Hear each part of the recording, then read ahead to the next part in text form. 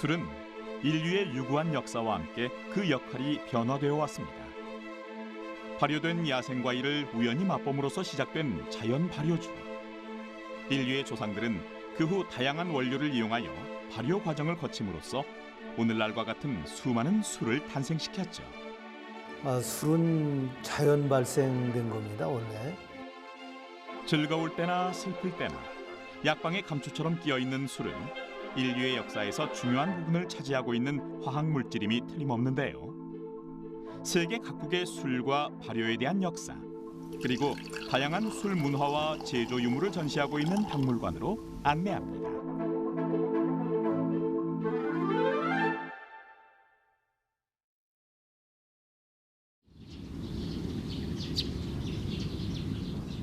선인들이 풍류를 즐겼던 충북 충주 탄금호가 내려다 보이는 곳에 위치한 술 박물관. 동서양 술의 역사와 문화, 그리고 발효과학과 증류과학을 엿볼 수 있는 이곳은 술에 관련된 유물들을 한눈에 볼 수 있다는 점이 매력적입니다.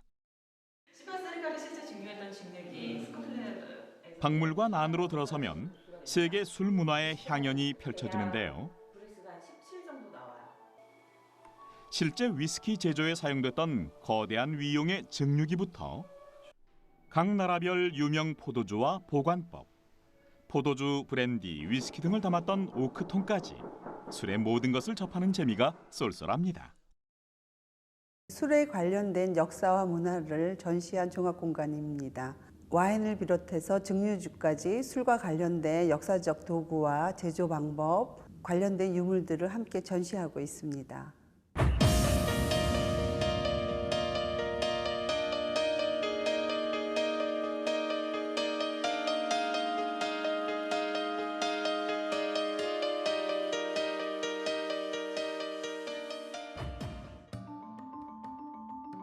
본격적으로 포도주가 발달한 나라는 고대 이집트였습니다. 3,500여 년 전 그려진 이집트 벽화를 보면 포도를 수확하고 즙을 짠 후 토기를 이용해 포도주를 생산하는 장면이 생생하게 묘사되어 있는데요. 커다랗게 그려진 권력자 앞에 포도주가 진성된 모습을 통해 이집트에서의 포도주는 왕과 엘리트층만 마실 수 있었음을 짐작할 수 있죠. 그럼 다음 그림을 살펴볼까요? 중세의 포도원이란 이 그림은 포도의 수확 과정과 착즙 과정을 잘 묘사하고 있습니다. 포도주를 만들기 위해 포도 송이를 넣고 짜는 통을 와인 프레스 혹은 포도즙 틀이라고 하는데요. 이렇게 짠 포도즙은 아래로 흘러가도록 고안되었죠.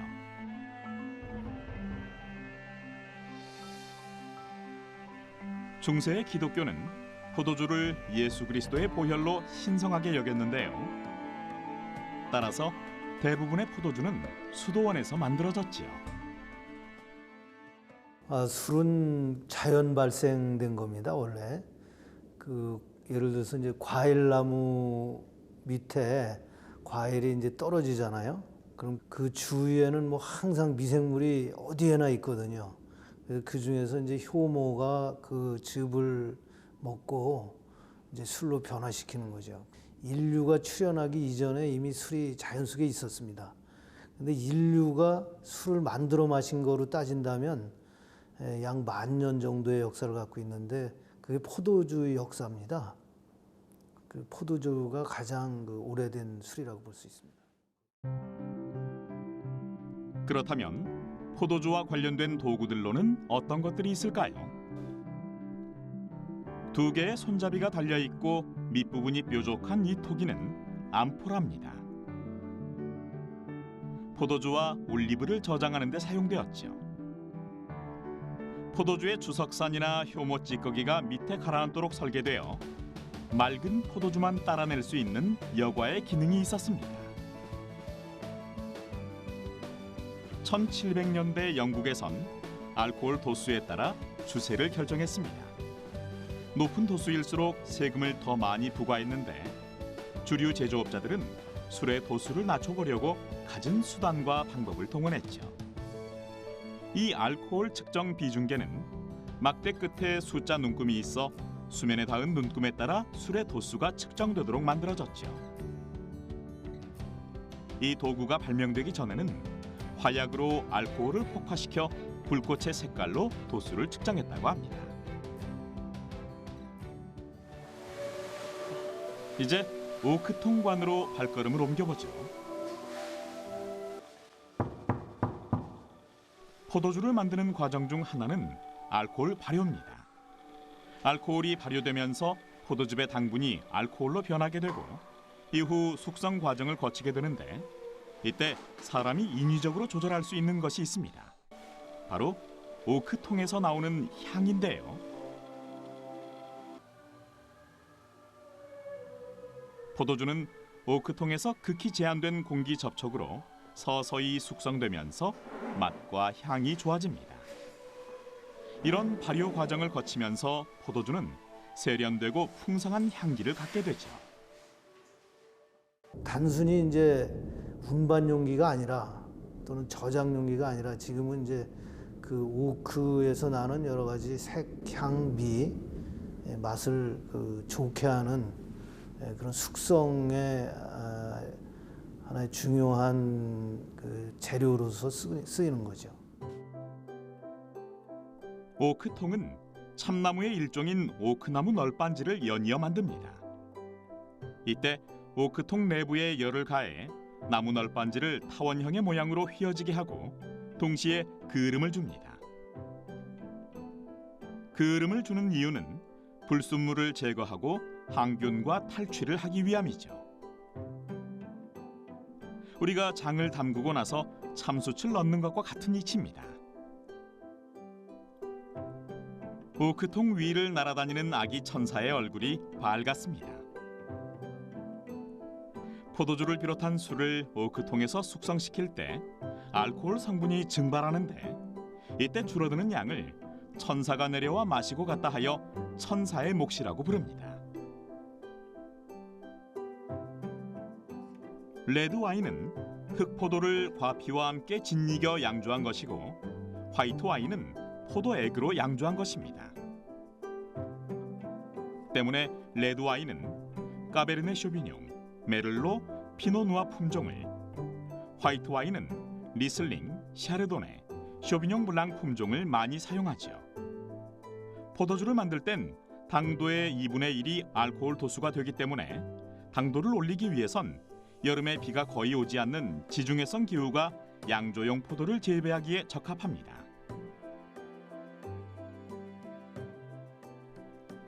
포도주는 다른 술과 달리 품질 등급이 있습니다. 포도주 등급 기준은 나라별로 다르고 명칭도 제각각이죠.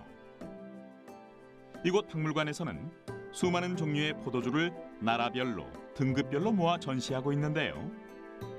프랑스의 최고급 포도주는 아펠라시옹 도리진 콩트롤레의 약자인 AOC로 표기됩니다. 이곳에선 포도주 병의 변천사도 눈으로 확인할 수 있죠. 1700년대의 포도주 병은 기름 먹인 헝겊으로 싸서 밀봉했는데 병이 넘어지면 포도주가 쏟아진다는 단점 때문에 병의 아랫부분을 넓적하게 만들었습니다. 하지만 1800년대 말부터는 코르크 마개를 쓰기 시작하면서 포도주를 눕혀서 보관해야 했기 때문에 포도주 병을 길쭉하게 만들었죠. 그렇다면 코르크 마개를 한 포도주는 왜 눕혀서 보관해야 할까요? 코르크는 우리가 흔히 부르는 떡갈나무 껍질로 만드는데 이 나무는 폭신폭신하고 흡수력이 좋습니다. 때문에 포도주 병을 눕히거나 거꾸로 두면 코르크는 포도주와 접촉하여 팽창하므로 공기가 들락날락거릴 틈을 주지 않는데요. 그러나 포도주 병을 세워서 오래 보관하면 코르크가 건조해지면서 바깥쪽 공기가 쉽게 들어와 포도주 맛에 변화를 주게 되지요.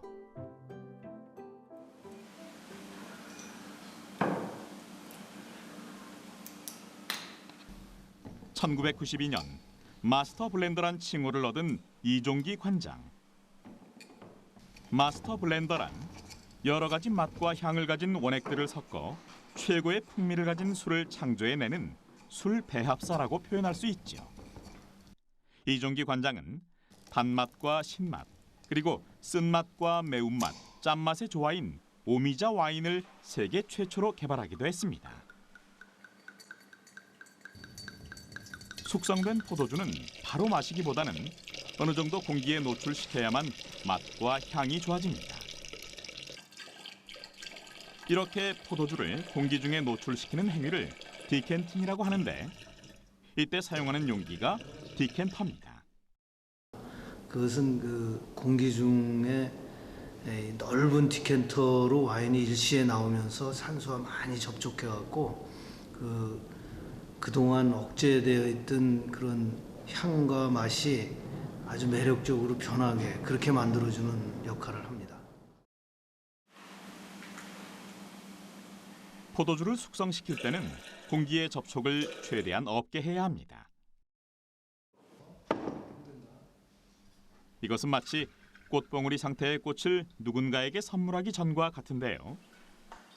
활짝 핀 꽃을 선물하면 금방 꽃이 떨어지죠. 하지만 꽃봉오리 상태로 선물을 주면 꽃은 그 이후 피어나기 때문에 포도주도 그런 상태로 선물하는 것입니다.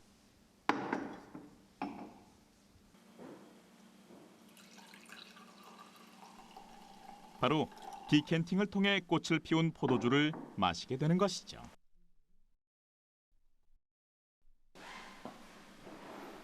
아름다운 붉은 빛깔에 한 번 반하고 달콤한 향기에 두 번 매료당하는 포도주. 이렇게 향을 맡고 그다음에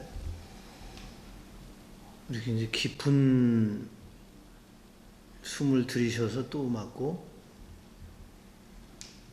이렇게 이제 음미를 해서 충분히 그 와인의 속성을 파악하고 신의 물방울이라고 불리는 포도주는 현대인의 삶 속에 술이 아닌 건강과 힐링 문화로 자리하고 있는데요. 그리스의 의학자 히포크라테스는 포도주가 살균, 이뇨작용뿐만 아니라 병의 회복을 돕는다고 극찬하기도 했죠.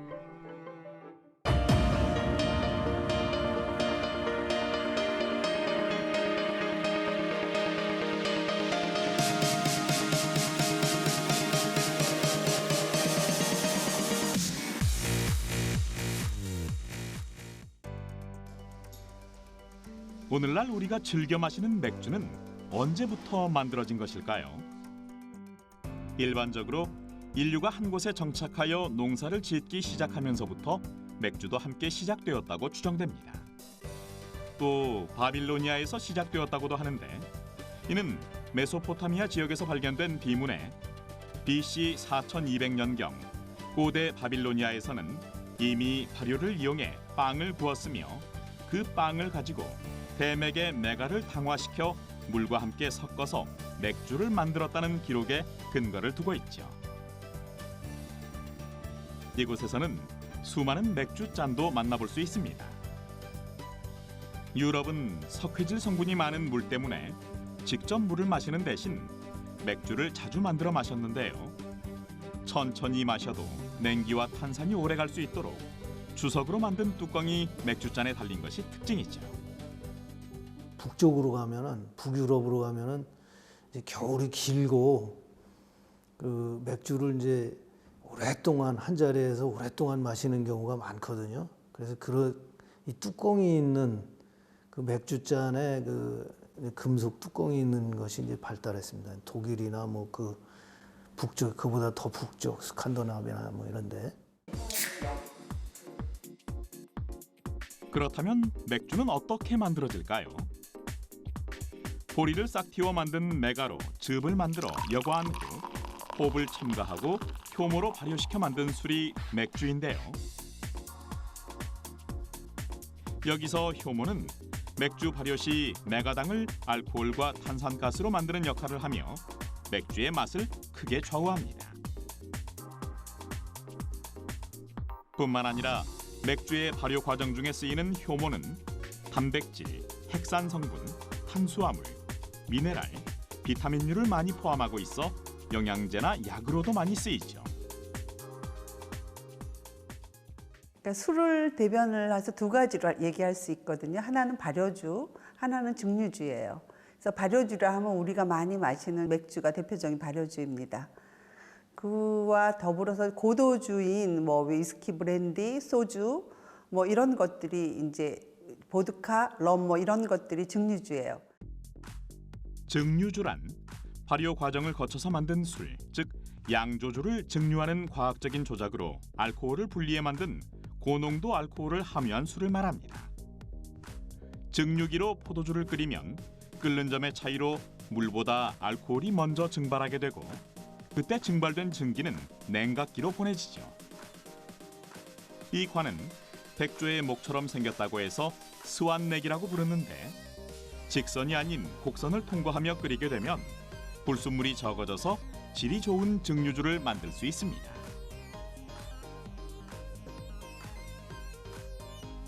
실제 증류할 땐 냉각 탱크에 찬물을 가득 담아 놓는데요. 관 속에 담긴 뜨거운 알코올 수증기가 이 냉각 탱크로 인해 식어 액체가 되고 이 과정을 통해 증류주가 탄생되는 거죠. 이렇게 포도주를 증류한 후 숙성을 시켜 만든 술을 브랜디라고 합니다. 브랜디의 어원은 이제 태운 포도주다, 번트 와인이라 이런 뜻이에요. 그래서 브랜디라고 하고, 그다음에 위스키는 생명의 물이다, 아쿠아비타에서 그게 변형이 돼서 이제 위스키가 되는데 그거는 맥주, 곡물주를 이제 증류한 게 위스키죠. 우리나라는 이제 우리나라에 있던 그 탁주, 청주 원래 있던 그것을 이제 증류를 한 거죠. 그래서 그게 이제 그 말하자면 우리나라 소주는 뭐 위스키하고 이제 비슷한 그런 개념이죠. 우리나라의 대표적인 증류주 소주가 처음 들어온 시기는 언제일까요? 고려 말 서기 1300년경 원나라로부터입니다. 당시 원나라 군대가 일본 원정을 위해 우리나라에 주둔하면서 소주를 만들어 마신 것이 우리나라에 전파된 것인데요. 그러나 소주는 다른 술과 달리 만드는데 곡식이 많이 필요했으며 만드는 방법이 까다로웠습니다. 전통 소주는 누룩으로 발효시킨 증류식 소주인데요. 바로 이 소주꼬리가 우리나라의 증류기입니다. 소주꼬리를 이용해 소주를 만들기 위해서는 먼저 양조주가 담긴 가마솥을 아궁이에 고정시키고 가마솥 위에 소주꼬리를 올려놓아야 했죠. 가마솥에 술을 넣고 끓이게 되면은 알코올 수증기가 위로 올라가겠죠. 보시면은 안에가 이렇게 비어 있어요. 그것이 알코올 수증기가 위로 올라와서 이 면에 닿게 됩니다. 이 위에는 냉각수를 넣게 돼요. 냉각수가 있기 때문에 올라온 알코올 수증기가 식게 되면서 액체로 변합니다. 근데 이 냉각수가 받쳐진 이 틀이 만약에 평평했다면 바로 다시 가마솥으로 떨어지겠죠. 바닥을 보시면 아치형으로 되어 있습니다. 그래서 양옆으로 떨어지게 되는데 소주고를 보게 되시면 중간에 이렇게 허리처럼 잘록한 부분 있죠. 그 부분에 벽을 타고 내려가면서 증류가 된 소주가 이쪽으로 흘러나오게 됩니다. 소주꼬리와 더불어 우리 조상의 지혜를 엿볼 수 있는 용수. 술을 거르는 데 쓰는 도구인 용수는 항아리 안에 넣어서 맑은 술을 얻는 데 사용했습니다. 그리고 이것은 술을 보관하거나 운반할 때 사용하는 술춘인데요. 지게에다 항아리를 매달고 술을 배달하게 되면 넘치기 때문에 우리 조상들은 입구를 좁게 만든 술춘을 사용했습니다. 쉽게 말해 술 배달통이라고 할 수 있죠. 우리나라는 예로부터 가정에서 술을 빚어 마시는 풍습이 뿌리를 내려왔습니다. 가양주란 의미 그대로 집에서 담근 술을 가리키죠. 순수한 곡물에 누룩과 물을 섞어 빚는데 현대적 의미의 전통주는 이 가양주에 뿌리를 두고 발전해온 술이라고 할 수 있죠. 우리는 옛부터 가양주 문화였기 때문에 계절에 따라서 집집마다 지역에 따라서 다양한 재료와 소재를 가지고 빚었습니다. 거기에 걸맞게 술의 씨앗이 되는 누룩이라는 것이 중요한 역할을 하였죠.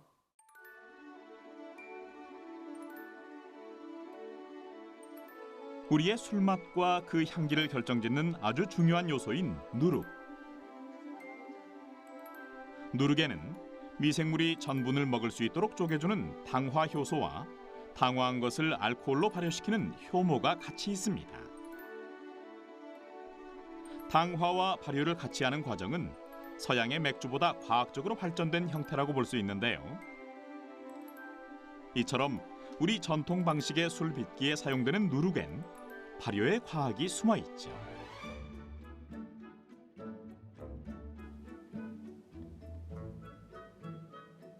우리 고유의 음주 문화는 향음주례입니다. 향음주례란 우더름과 술 마시는 예의, 친구들 사이에 술 마시는 법도, 술과 안주의 조화 등이 담긴 음식 문화의 총체를 말하죠. 이곳 박물관의 이종기 관장은 향음주례 정신을 매번 강조하는데요. 즐기는 음주가 아닌 예로서 술을 대하는 주도의 중요성을 일깨워주죠. 그 사마천의 2000년 전에 사기에 보면 술은 성공도 일으키고 실패도 일으키니까 술을 그 정도에 맞게 잘 음용해야 될 것이다, 이렇게 써 있어요. 그래서 우리 조상님들은 그 술을 대할 때 그 법도에 맞게 마시도록 그렇게 아주 어렸을 때부터 가르쳐 왔던, 그게 우리나라 전통 음주 예법입니다. 술의 제조에 없어서는 안 될 효모의 존재와 작용이 밝혀진 것은 불과 150여 년 전의 일입니다. 술은 알고 보면 술을 만드는 재료와 과정에 많은 과학적 사실들을 품고 있죠. 발효의 원리와 술의 문화적 가치를 탐색하고 옛 선조들의 전통을 계승하고 보존하고 있는 술 박물관. 잊혀져가는 우리 고유의 올바른 음주 문화를 교육하고 확산하는 데 주력하고 있습니다.